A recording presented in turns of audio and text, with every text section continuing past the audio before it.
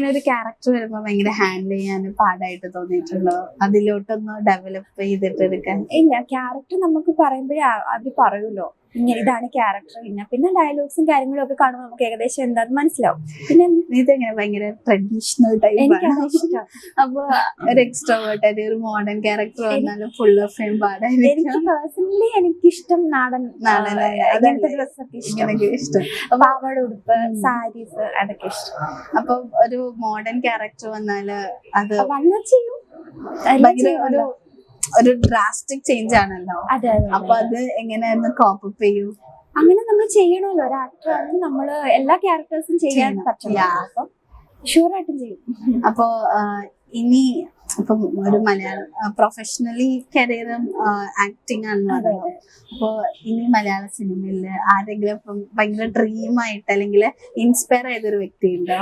അത് ഒരുപാട് പേരുണ്ട്. നമ്മൾ അവരെയൊക്കെ കണ്ടിട്ടാണല്ലോ അഭിനയിക്കുന്നത്. ആ ഒരു ഡ്രീം വരുന്ന തന്നെ അത് അങ്ങനെയാണ്.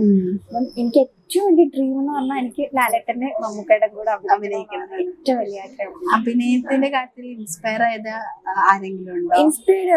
ഇത് ഒരുപാട് സ്ട്രഗിൾ ചെയ്തിട്ട് ഫീൽഡിലേക്ക് വരുന്ന ഒരുപാട് പേരില്ലേ.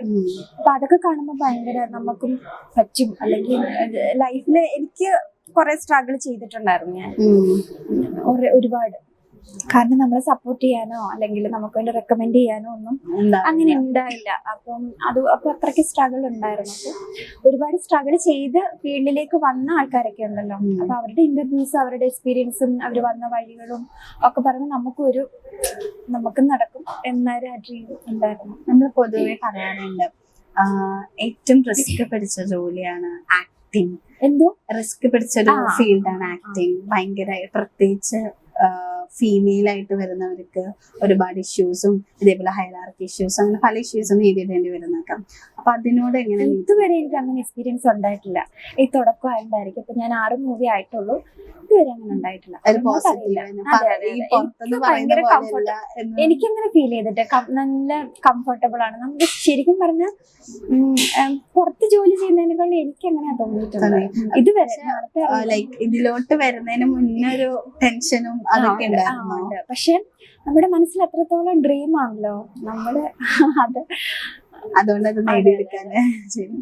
അപ്പൊ ഈ ചെറുപ്പം മുതലേ ആക്ടിങ് എന്നതിലൊക്കെ ഫോക്കസ് ചെയ്തിട്ടായിരുന്നു? അല്ല, ഞാൻ പണ്ട് മുതലേ പാട്ടും ഡാൻസും അങ്ങനെയൊക്കെ ചെറുതായിട്ട്, ഭയങ്കര അല്ല ചെറുതായിട്ടൊക്കെ ഉണ്ടായിരുന്നു. അപ്പൊ ഡാൻസും ഒക്കെ.